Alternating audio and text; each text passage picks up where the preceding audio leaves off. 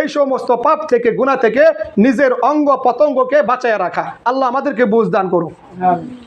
এই হলো 4। 5 নাম্বার যে বিষয়টা, এটা খুব ভালো করে খেয়াল করব।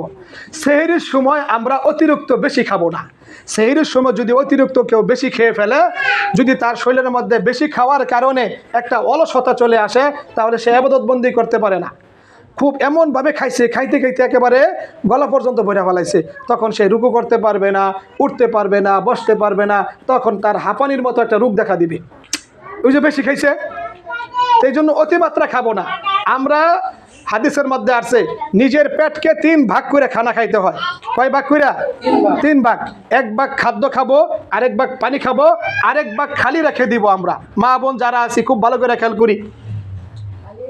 1 ভাগ খালি রাখবো কেন? একটা ভাগ খালি রাখবো এই জন্য, ওটা আমরা ইবাদত বন্দিগির জন্য রেখে দিব। যেমন ভাবে শরীরের ক্ষুধা মিটানোর জন্য খানা খাই, ঠিক তেমনি ভাবে রুহের খিদা মিটানোর জন্য খানা খাইলে হয় না।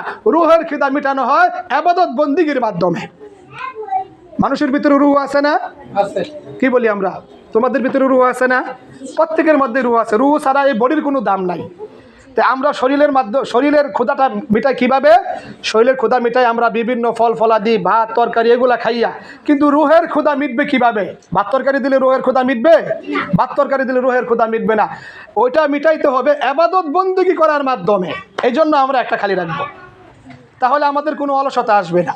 তো আমরা এই 3 ভাবে যদি মেনটেন, আমাদেরকে আসার বসার তৌফিক দান করেছেন, এই জন্য মালিকের দরবারে শুকরিয়া আদায় করে বলি আলহামদুলিল্লাহ। অল্প কয়েক মিনিট সময় পবিত্র মাহে রমজানের গুরুত্ব এবং ফজিলত সম্পর্কে কিছু কথা বলা হবে। আমরা একটু মনোযোগ সহকারে শুনব এবং আমলের নিয়তে শুনব। কেউ ওঠা বসা করব না, কেউ কথা বলবো না। যদি কারো কোনো প্রশ্ন থাকে তাহলে প্রশ্নটা মনে রাখবেন। কথা বলার পরে, কথা শেষ হওয়ার পর আপনারা সেই প্রশ্ন করতে পারবেন। আপনাদের সেই প্রশ্নের উত্তর ইনশাল্লাহ দেওয়ার চেষ্টা করব। কোনো বিষয় যদি জানার থাকে তাহলে আপনারা সেই প্রশ্নটা করবেন, ওই বিষয়কে আপনাদেরকে বুঝিয়ে দেওয়া হবে ইনশাল্লাহ। আল্লাহ রাব্বুল আলামিন পবিত্র কালামের মধ্যে ইরশাদ করেছেন, ইয়া আইয়ুহাল্লাযীনা আমানু কুতিবা আলাইকুমুস সিয়ামু কামা কুতিবা আলাল্লাযীনা মিন ক্বাবলিকুম লাআল্লাকুম তাত্তাকুন। আল্লাহ তাআলা এখানে ঈমানদার মানুষদেরকে ডাক দিয়েছেন, ইয়া আইয়ুহাল্লাযীনা আমানু, হে ঈমানদারেরা, কুতিবা আলাইকুমুস সিয়াম, তোমাদের উপর রোজা ফরজ করা হয়েছে, কামা কুতিবা আলাল্লাযীনা মিন ক্বাবলিকুম লাআল্লাকুম তাত্তাকুন, যেমনিভাবে তোমাদের পূর্ববর্তী উম্মতদের উপরে, অর্থাৎ আল্লাহর বান্দা বান্দীদের উপরে রোজা ফরজ করা হয়েছিল, ঠিক তেমনিভাবে তোমাদের উপরে রোজা ফরজ করা হয়েছে। প্রশ্ন করতে পারেন কেন? আল্লাহ তাআলা উত্তর দেন, লাআল্লাকুম তাত্তাকুন, যাতে তোমরা পরহেজগারিতা অবলম্বন করতে পারো, যাতে তোমরা ক্ষুধাবিরু অর্জন করতে পারো। আর যারা ক্ষুধাবিরু হবে আল্লাহ তাআলা তাদেরকে দুনিয়া এবং আখিরাতে সফলতা দান করবেন। এই জন্য যেহেতু পবিত্র মাহে রমজানের কিছু গুরুত্ব ফজিলত আমাদের জানা থাকা দরকার। এই মাহে রমজানটা আমরা কিভাবে কাটাবো? অন্য অন্য মাসের ন্যায় কি আমরা মাহে রমজান কাটাবো, নাকি মাহে রমজান মাসটা আমরা একটু ব্যতিক্রম কাটাবো? মাহে রমজান মাসটা অনেক সম্মানিত মাস। কেমন সম্মানিত মাস? একটু মনোযোগ দিয়ে শুনবো আমরা। মাহে রমজানকে উদ্দেশ্য করে আল্লাহ তাআলা বাকি 11 মাস জান্নাতকে সুসজ্জিত করে শুধুমাত্র মাহে রমজানের খাতিরে, সুবহানাল্লাহ। এবং মাহে রমজানের খাতিরে আল্লাহ তাআলা যখন মাহে রমজান মাসটা উপনীত হয়, তখন জান্নাতের দরজা সমূহ খুলিয়া দেয় এবং জাহান্নামের সমস্ত দরজা আল্লাহ তাআলা বন্ধ করে দেয় শুধুমাত্র মাহে রমজানের খাতিরে। এরপরে আল্লাহ রাব্বুল আলামিন তার হাবিবের মাধ্যমে এক হাদিসের মধ্যে জানান যে মাহে রমজানের খাতিরে আল্লাহ তাআলা দুষ্ট যে জিন শয়তান আছে, এই জিন শয়তানকে আল্লাহ তাআলা শিকল দিয়া বাইধা রাখে, সুবহানাল্লাহ। কেন? যে এই শয়তান যেন মানুষের মনের মধ্যে ওয়াসওয়াসা দিয়ে, কুমন্ত্রণা দিয়ে মানুষকে যেন অন্যায় করাইতে না পারে, মানুষের মাধ্যমে যেন গুনাহ করাইতে না পারে, মানুষের মাধ্যমে যেন পাপ কাজ করাইতে না পারে। এই জন্য আল্লাহ তাআলা রমজানের খাতিরে দুষ্ট জিন শয়তানকে আল্লাহ তাআলা শিকল দা বেঁধে রাখে। এখন বলতে পারেন হুজুর, শিকল দা যেহেতু জিন শয়তান বাইন্ধা রাখছে, তারপরেও তো আমরা গুনাহ করি। এটা আমরা কিভাবে করি? 11 মাস যে আমরা গুনাহ করেছি, অভ্যাস হয়ে গেছে গুনাহ করতে করতে, যার কারণে দেখা যায় রমজান আসলেও যদিও জিন শয়তান আল্লাহ তাআলা সাময়িক সময় বেঁধে রাখে, কিন্তু তারপরে ওই যে অভ্যাসগত কিছু গুনাহ আছে, এই গুনাহটা দেখা গেছে মানুষের স্বভাবগতভাবে রমজানে করে থাকে।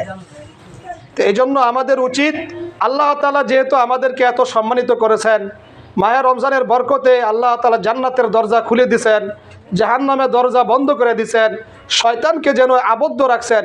এজন্য আমাদের মাহে রমজানকে খুব গুরুত্ব দিয়া মাহে রমজানের যে করণীয়গুলো আছে, এই করণীর উপর লক্ষ্য করে আমাদের জীবনটা চালাইতে হবে। হাদিসের মধ্যে আসছে, আল্লাহর রাসূল সাল্লাল্লাহু আলাইহি সাল্লাম কোনো এক শুক্রবারে জুমার দিন আল্লাহর রাসূল সাল্লাল্লাহু আলাইহি সাল্লাম মিম্বারে তাশরিফ আনলেন। মিম্বারের 3টা সিঁড়ি। মা বোন যারা আছেন আপনারা খেয়াল করবেন, আপনারা তো মসজিদে যাইতে পারেন না, আপনারা এই বিষয়টা হয়তো জানেন না, আমি বোঝার জন্য বলছি। মিম্বারের 3টা থাক আছে, 3টা সিঁড়ি আছে। আল্লাহর রাসূল সাল্লাল্লাহু আলাইহি ওয়াসাল্লাম যখন মিম্বারের প্রথম সিঁড়িতে পা রাখলেন বললেন আমিন, যখন দ্বিতীয় সিঁড়িতে পা রাখলেন বললেন আমিন, যখন তৃতীয় সিঁড়িতে পা রাখলেন বললেন আমিন। সাহাবারা জিজ্ঞাসা করলো, ইয়া রাসূলুল্লাহ, ইয়া হাবিবাল্লাহ, ইতিপূর্বে আপনি কোনোদিন আমিন আমিন বলেন নাই, আজকে কেন আমিন বললেন? সাহাবারা যখন জিজ্ঞাসা করলেন, আল্লাহর রাসূল উত্তর দিলেন, ও আমার সাহাবারা, এই মাত্র জিবরাইল আলাইহিস সালাতু ওয়াস সালাম আমার কানে কানে আইসা বইলা গেল, ওই ব্যক্তি ধ্বংস হয়ে যাক যেই ব্যক্তি রমজান মাস পাইছে অথচ তার জিন্দিগির গুনাহ খাতা মাফ করাইতে পারলো না, ওই ব্যক্তি ধ্বংস হয়ে যাক। আল্লাহর রাসূল বললেন আমিন। খুব ভালো করে খেয়াল করবেন, জিবরাইল আলাইহিস সালাতু ওয়াস সালাম 4 জন বড় বড় ফেরেশতার ভিতরে অন্যতম একজন ফেরেশতা। এই জিবরাইল আলাইহিস সালাতু ওয়াস সালাম আল্লাহর কাছ থেকে ওহী নিয়ে আসছেন, আয়েশা আল্লাহর রাসূলের কানে জানাইছেন। এতটুকু বদদুয়ায় যথেষ্ট ছিল, কিন্তু আল্লাহর রাসূল সাল্লাল্লাহু আলাইহি সাল্লাম আমিন বইলা ওইটাকে গ্রহণযোগ্য করার জন্য আমিন বইলা আরো শক্ত করে দিলেন, মজবুত করে দিলেন। আমিন শব্দের অর্থ হইল আল্লাহ আপনি কবুল করেন, আয় আল্লাহ আপনি গ্রহণ করেন, আয় আল্লাহ আপনি মঞ্জুর করেন। তো জিবরাইল আলাইহিস সালাতু ওয়াস সালাম বদদুয়া করলেন, ওই ব্যক্তি ধ্বংস হোক যে ব্যক্তি রমজান পাইছে অথচ রমজান পাওয়ার পরেও ইবাদত বন্দিগির মাধ্যমে তার জীবনের গুনাহ মাফ করাইতে পারল না, ওই ব্যক্তি ধ্বংস হোক। এই বদদুয়া করছেন। আল্লাহ রাসূল তখন আমিন বলছেন যে আল্লাহ আপনি কবুল করেন। এরপরে জিজ্ঞাসা করলেন, আপনার দ্বিতীয়বার কেন আমিন বললেন? আল্লাহ রাসূল বললেন, জিবরাইল আলাইহিস সালাতু ওয়াস সালাম আমারে জানাই দিল, ওই ব্যক্তি ধ্বংস হয়ে যাক যেই ব্যক্তি মাহে রমজান পাইছে কিন্তু তার পিতা অথবা মাতা দুইজনের থেকে কোনো একজন জীবিত আছে অথবা উভয়জন জীবিত আছে, কিন্তু তাদেরকে খেদমতের মাধ্যমে সন্তুষ্ট করাইতে পারল না, ওই ব্যক্তিও ধ্বংস হয়ে যাক। আল্লাহ রাসূল বললেন আমিন। এরপরে আল্লাহ রাসূল বললেন, তৃতীয়বারের যে আমিনের ব্যাখ্যাটা দিলেন, জিবরাইল আলাইহিস সালাতু ওয়াস সালাম বললেন, ওই ব্যক্তি ধ্বংস হোক যে ব্যক্তির সামনে আল্লাহর রাসূলের নাম নেওয়া হয় অথচ আল্লাহর রাসূলের নাম শোনার পরে উম্মতি তারা আল্লাহর রাসূলের উপরে দরুদ শরীফ পড়ে না, অর্থাৎ সাল্লাল্লাহু আলাইহি ওয়াসাল্লাম পড়ে না, ওই ব্যক্তি ধ্বংস হোক। আল্লাহ রাসূল বলছেন আমিন। প্রিয় মা বোনেরা আমার, ছাত্রছাত্রী ভাইয়েরা, ছাত্রছাত্রী বোনেরা, একটু খেয়াল করেন যে আল্লাহর রাসূলের নাম শুনলে আমাদের কি পড়তে হবে? আল্লাহর রাসূলের নাম শুনলে আমাদের সাথে সাথে সাল্লাল্লাহু আলাইহি ওয়াসাল্লাম পড়তে হবে। যদি না পড়ি তাহলে জিবরাইল আলাইহিস সালাম বদদুয়া করছেন, আল্লাহর রাসূল আমিন বলছেন, ওই বদদুয়ার ভিতরে আমি পড়ে যাব। এজন্য আমরা যেন ওই বদদুয়ার ভিতরে না পড়ে যাই, আল্লাহ যেন আমাদেরকে ওই বদদুয়া থেকে বাঁচায় রাখে।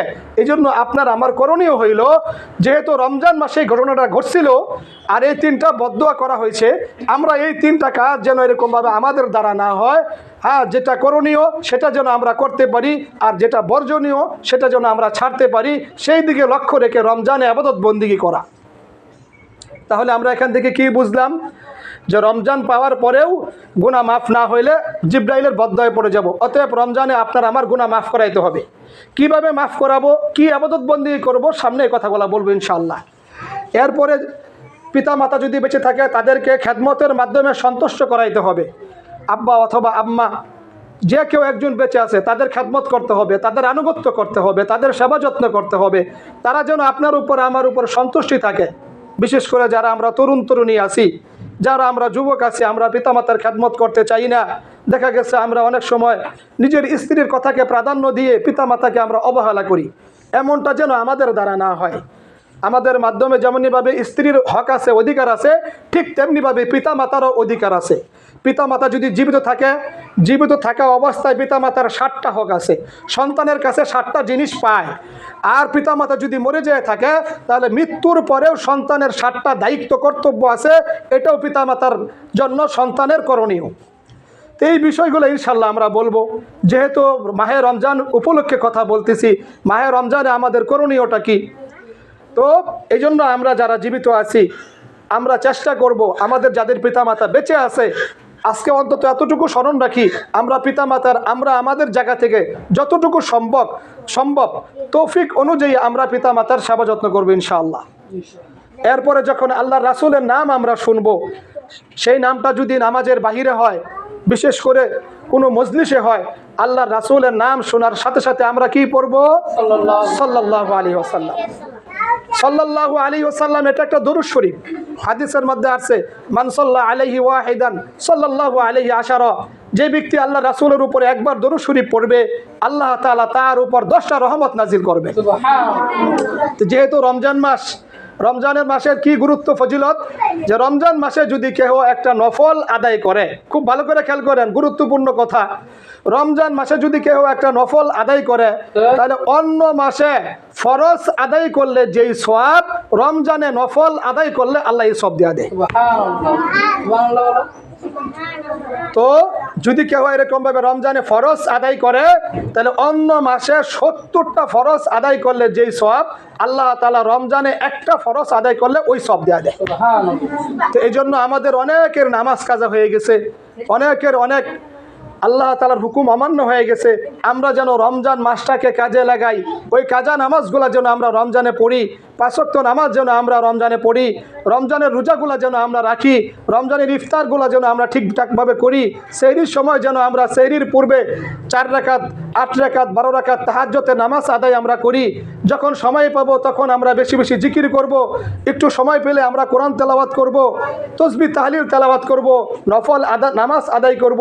এইভাবে আমরা রমজান মাসটাকে এরকমভাবে ইবাদত বন্দিগির মাধ্যমে কাটানোর চেষ্টা করব। আল্লাহ আমাদেরকে তৌফিক দান করুন, আমিন। তো রমজান আমরা কিভাবে কাটাবো এই সম্পর্কে 6টা কথা বলবো। যারা তোমরা এখানে ছাত্রীরা আছো, আমার এই 6টা কথা সর্বশেষে যে বলতে পারবে তারে 50 টাকা পুরস্কার দেওয়া হবে। আমি এখন রমজান সম্পর্কে 6টা কথা বলবো।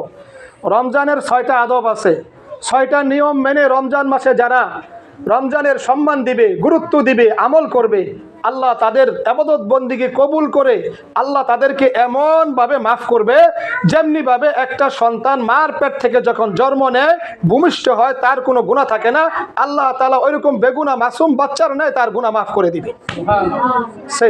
সেই 6টা নিয়ম কি? 6টা নিয়ম। একটা, সর্বপ্রথম রমজানের উপলক্ষে, রমজানের সম্মানার্থে আমরা আমাদের যার দৃষ্টিকে হেফাজত করব।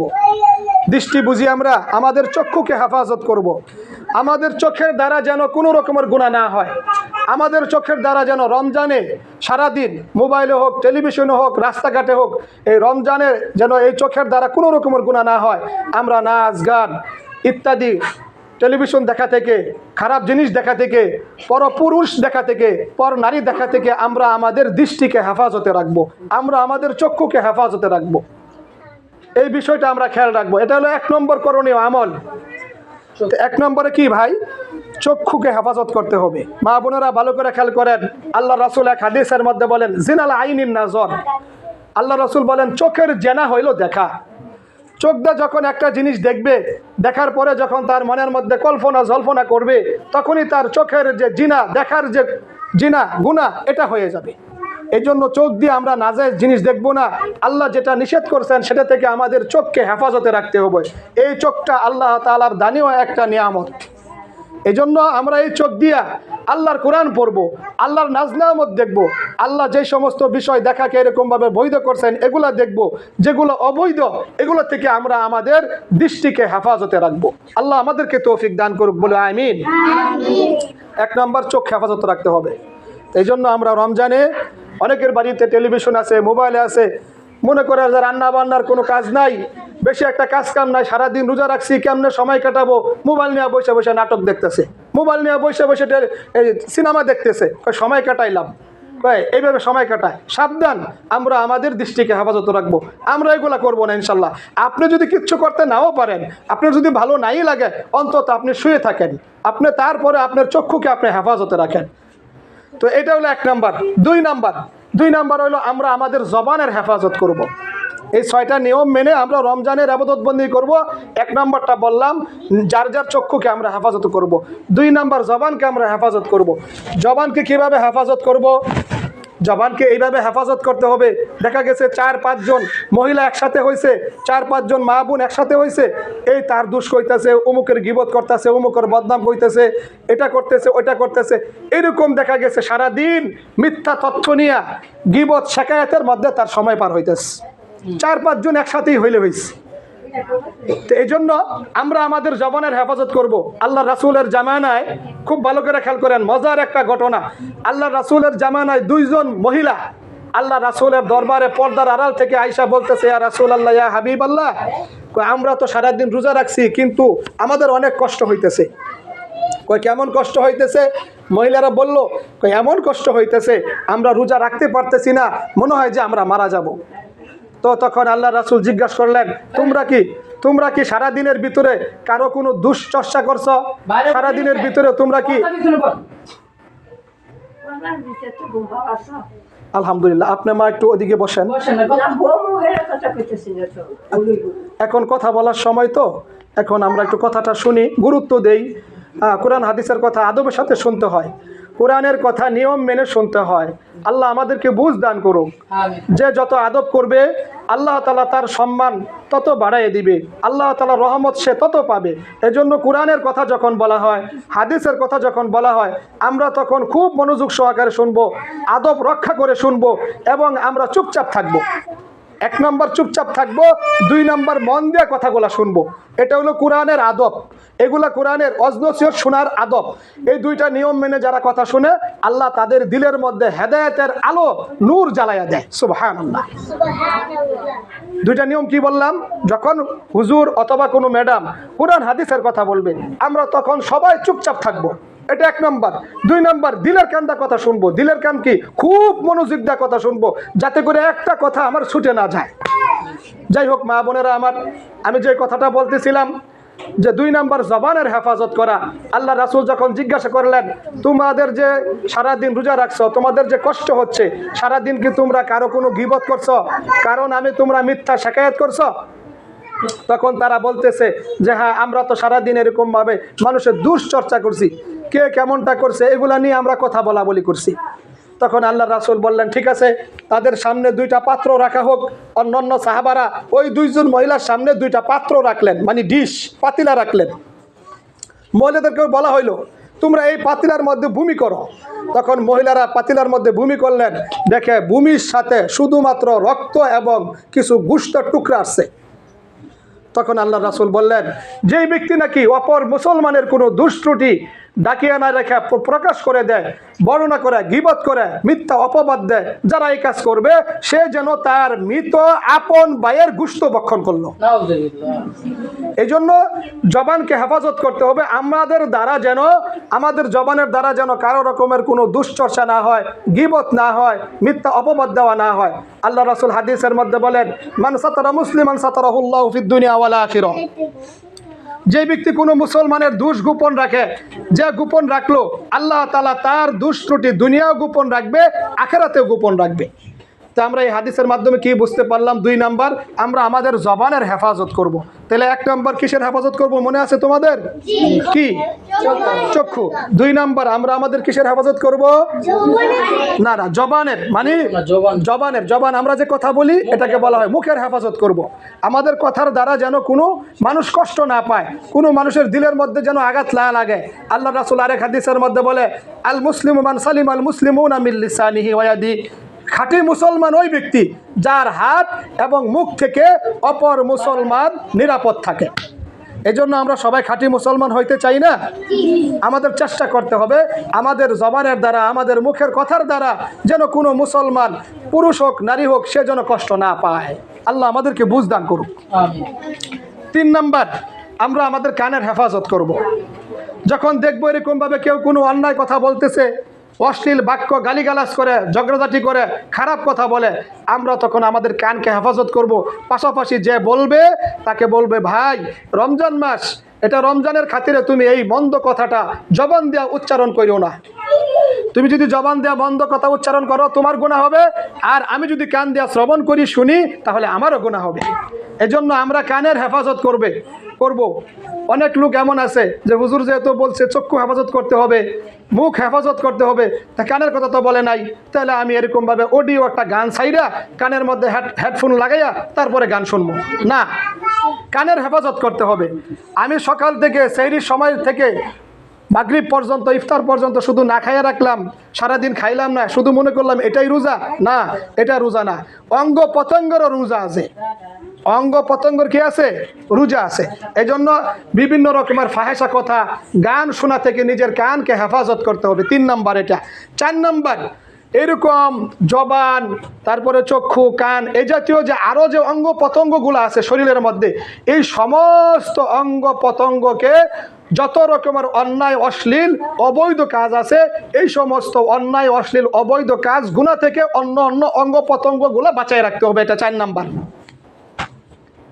যেমন হাতের দ্বারা, হাত দিয়ে অবৈধ টাকা পয়সা গুনায়, হাত দিয়ে আরেকজনের গাছের ফল ছিঁড়া নিয়ে আসে, হাত দিয়ে আরেকজনের গাছের লাউ পাতা ছিঁড়া নিয়ে আসে, আরেকজনের গাছের 2-3 এরকমভাবে শাক তুলে নিয়ে আসে।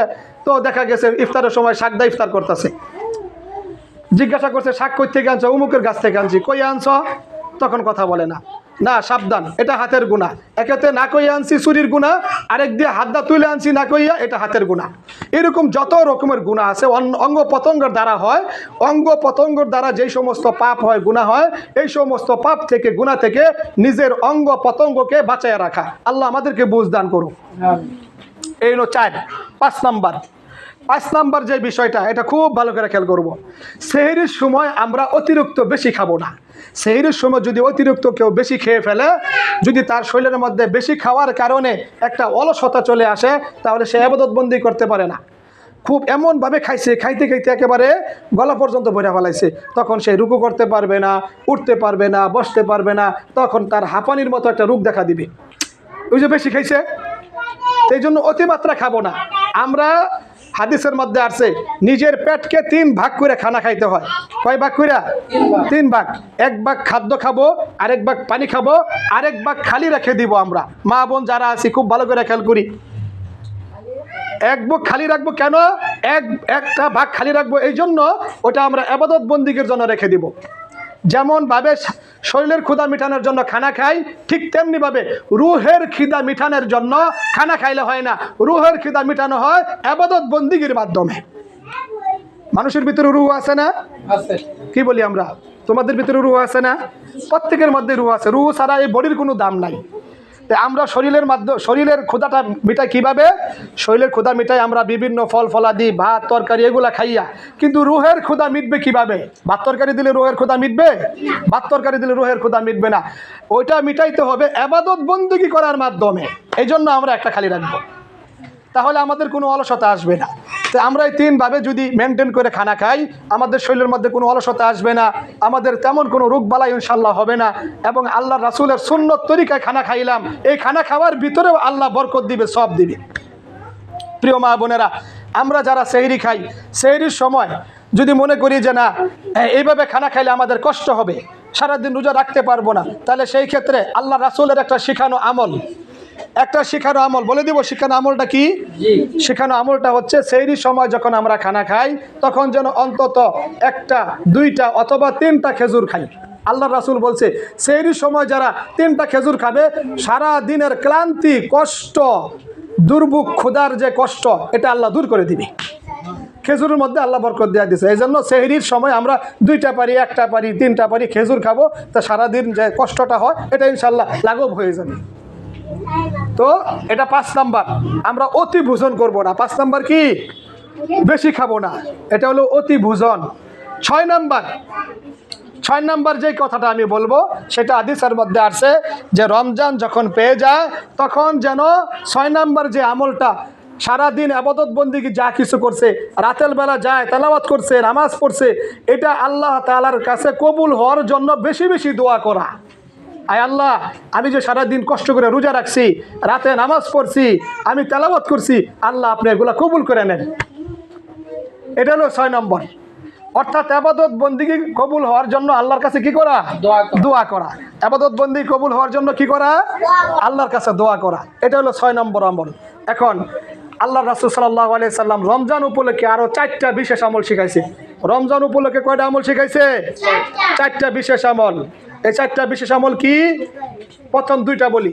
একটা হলো যখন সারাদিন একটু সময় পাবো, কাজ করতেছি, তরকারি করতেছি, মনে মনে পড়বো লা ইলাহা ইল্লাল্লাহ, লা ইলাহা ইল্লাল্লাহ, অর্থাৎ ইল্লাল্লাহ জিকিরটা বেশি বেশি করা।